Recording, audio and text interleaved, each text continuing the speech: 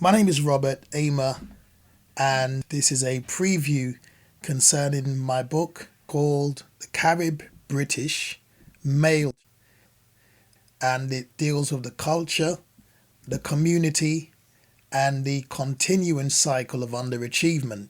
This book came about because during 2018, the government published some information concerning school exclusions. And there was one particular thing which stood out to me when I looked at the data and the information that was published. And it was the fact that the demographic which was identified as being excluded in higher proportions than most and majority of other groups was not just black boys, but black Caribbean boys. And I thought that was interesting, to say the least, that it was distinctively black boys from a Caribbean heritage. I found that profound, really, and I was very, very much curious about why that was the case.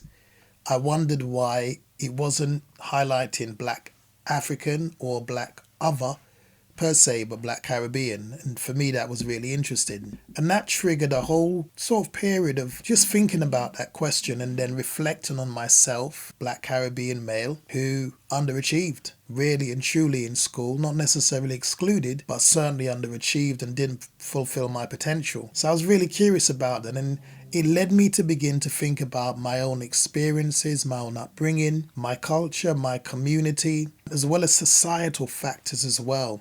I have worked in a number of roles, from within church, which I speak about a lot within the book, with youth and young people, but also residential social work for local authorities. I worked with children and young people in a youth worker role.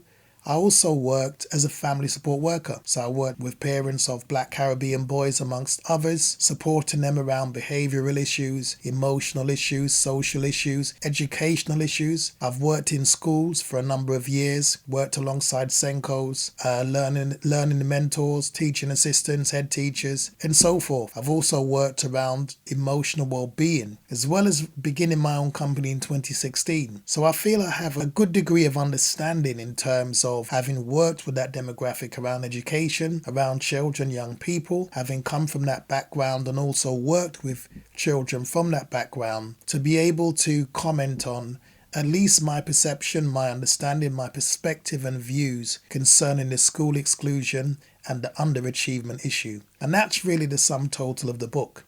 So within the book, I speak about my own experience as I reflect back to my experiences in education. I speak about culture in terms of what I've experienced growing up as a black Caribbean male in the inner city area, Hackney, East London. I talk about the impact of music. I talk about parenting. I talk about custom, tradition, those type of things in terms of from my background.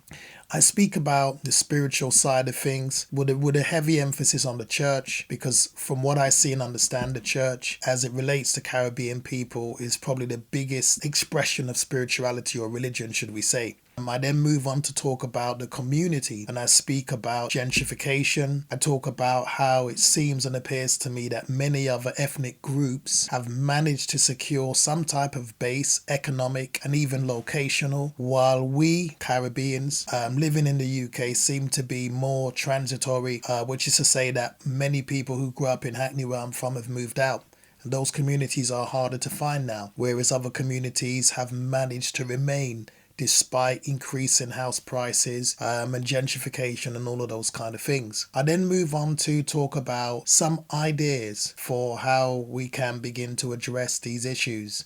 While I'm conscious and aware of the issue of racism, institutional and otherwise, I'm still very much conscious of what we can do and what we need to do to improve our standing and our position. So I recommend some ideas based on my training. I draw on systemic principles from family therapy. I also draw on action research methodology in terms of how do we work, how do we mentor, how do we use the capacity of parents, or using them from an expert position based on them having an understanding of their children and their own experiences. How can we liaise and work better together between schools, parents, and sometimes I believe you need an interface of a service which is not connected to the school. So there's no conflict of interest. You can almost remain independent and not be compromised, because sometimes sometimes relationships get fractured and frayed between schools and parents. I think that the book really will be helpful in terms of a target audience. I think to maybe the 30 plus, 40 plus demographic and going up in terms of age. That may be parents, could be uncles or aunts, school teachers, professionals working with families. I think they'll find this book very, very helpful. So once again, the culture, the community, and the cycle of underachievement within our community and our demographic.